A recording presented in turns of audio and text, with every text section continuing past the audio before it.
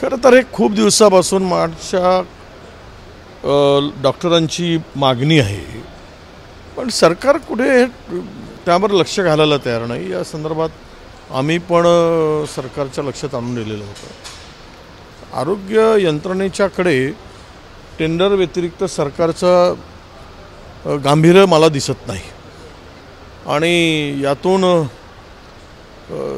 जे काही आता समोर येत आहे ते उद्या हा संप जर चिघळला तर आरोग्य व्यवस्थेच्या दिनवळीतील अनेक गरिबांना आणि सरकारी हॉस्पिटल निर्भर असलेल्या सामान्य माणसाला जगणं कठीण होणार आहे, त्यांना मुश्किल होणार आहे। अशा स्थितीमध्ये हा संप त्वरित मिटवला गेला पाहिजे, मध्यस्थी केली गेली पाहिजेत आणि त्यासाठी आम्हीही प्रयत्न करू, सरकारने पण प्रयत्न केला पाहिजेत आणि मागण्या मान्य केल्या पाहिजेत। भाऊ, महाविकास आघाडीचा जागा वाटपाचा फॉर्म्युला कुठपर्यंत आला, काय नाही?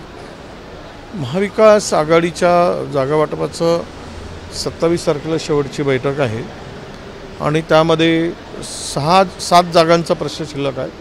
बाकी जागांचं वाटप झालेलं आहे आणि तो 27ला पूर्ण होईल, 100% पूर्ण। विदर्भात तुमची सर्वाधिक ताकद आहे, त्यामुळे तुमचा दावा जास्ती राहणार का? 6 ते 8 जागा ती मागणी राहणार आहे काँग्रेसकडून? नाही, 10 जागापैकी किमान 7 जागा काँग्रेसला असतील, एका दुसरा इकडे तिकडे होऊ शकेल, वाढेल किंवा कमी होईल।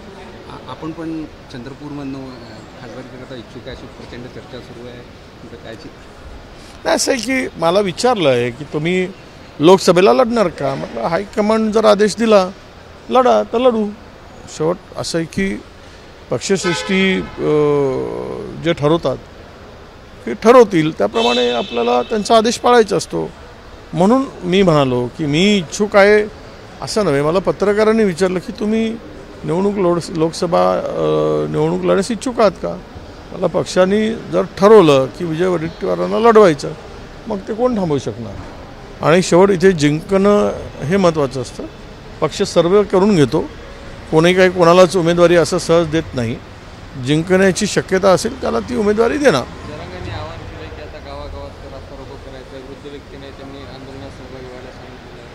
आता काही ते दम राहणार नाही, उगीच त्याने आता आहे ते दिलं, त्यात समाधान मानावं जरांगे पाटलांनी आणि आता समाजाला एकदम गृहीत धरून वागू नये आणि अशा पद्धतीनं चॅलेंज करणं किंवा ती भाषा वापरणं हे लोकशाहीसाठी जे आता त्यामध्ये त्यांच्या भाषेमध्ये जरा गर्व दिसतो, त्यांच्या भाषेमध्ये जरा म्हणजे गुरमी दिसते, ती आता त्यांनी दाखवण्याची गरज नाही। आणि निवडणुकीच्या तोंडावर आता उद्यापासून हे होणार, सगळं शांतपणे जे समाजाला अपेक्षित होतं ते दिले सरकारने, जे काही दिलं आहे ते आता हायकोर्टात टिकवणं हे सरकारची जबाबदारी असणार आहे, त्याकडे त्यांनी लक्ष द्यावं। पण या सगळ्या प्रकरणामध्ये त्यांच्यासोबतचे जे जुने सहकारी होते त्यांनी सुद्धा आता जरांगे पाटलांच्या एकूण याच्यावर शंका व्यक्त केलेली आहे आणि आरोप सुरू झालेले आहेत त्यांचे।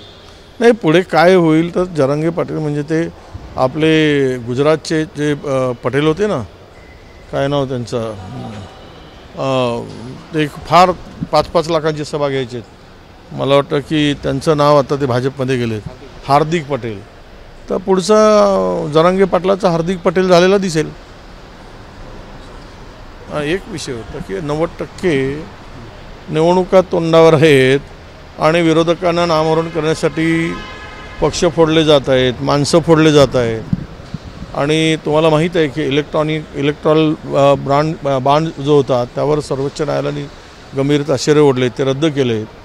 परंतु भारतीय जनता पक्ष पैशाचा पुरच एवढा आहे की आता त्यांनी 90 नाही 95% हेलिकॉप्टर राज्यातील प्रचारासाठी बुक केले। ते मार्चपासून तर मेपर्यंत, म्हणजे विरोधकांना प्रचारासाठी हेलिकॉप्टर मिळूच नाही अशा प्रकारची व्यवस्था भारतीय जनता पक्षाने केलेली आहे। एकीकडे माणसं पळवून हैराण करायचं, पक्ष फोडून त्या पक्षाला आणि तिसरीकडे विरोधकांना सत्तेचा आणि संपत्तीचा वापर करून विरोधकांना नामोहरण करण्याचा जो काही प्रयत्न सरकार करते आहे आणि विरोधकांना प्रचारच करू द्यायचा नाही किंवा प्रचारासाठी साधनच मिळाली नाही पाहिजेत, अशा प्रकारची जी काही हुकुमशाही आणि प्रवृत्ती जी चालली आहे भारतीय जनता पक्षाची, पण यांनी लक्षात ठेवलं पाहिजे की लोकांच्या मनामध्ये जो आता राग आहे तो राग तुम्हाला तुमच्या हवाई यात्रा करून प्रचार करा किंवा जमिनीवर प्रचार करा, तुम्हाला मात्र त्याला तिथे तुम्हाला भोगावंच लागेल. एकूणच काय तर प्रचंड पैसा भ्रष्टाचारातून या सरकारने गोळा केला आहे आणि त्यातून ही जे काही साधनं वापरली जाणार आहेत तर यांना विचारणारही कोणी नाही. कारण निवडणूक आयोगही यांच्या मुठीत आहे. हे आता सिद्धच झालेलं आहे. कायद्याचं राज्य राहिलं नाही. संविधानावर राज्य काही चालवायची देश चालवायची यांची मानसिकता नाही आणि हम करे सो कायदा या पद्धतीनं देश आणि राज्य चालवून पुढच्या भारताला आणि राज्याला खड्ड्यात घालण्याचं काम भविष्यात दिसणार आहे. जे विरोधकांना कुठे संधीच प्रचाराला जाण्याची पोहोचवण्याची संधी नाही राहावं या दृष्टीने पूर्ण रणनीती आखली असेल. हे नक्कीच त्याच दृष्टीने ही रणनीती आहे.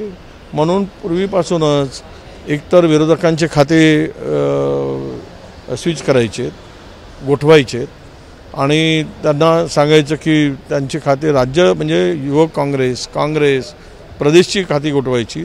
त्यांना कुठल्याही हवाई जे काही साधनं आहेत ती मिळूच नयेत, ते बुकच करू नयेत अशा प्रकारची व्यवस्था करायची आणि ज्या ज्या काही एजन्सी आहेत त्यांना पुन्हा वरून धमकावायचं की तुम्ही विरोधकांना अजिबात रेंटनीसुद्धा किरायानेसुद्धा हे चॉपर देऊ नये नाही तर तुमचीसुद्धा चौकशी लागेल अशा पद्धतीनं धमकावून सगळे आपल्या ताब्यात घ्यायचं आणि सत्तेतून पैशातून पुन्हा सत्ता हे समीकरण आता भारतीय जनता पक्षाने सुरू केलं आहे. एबीपी माझा, उघडा डोळे बघा नीट.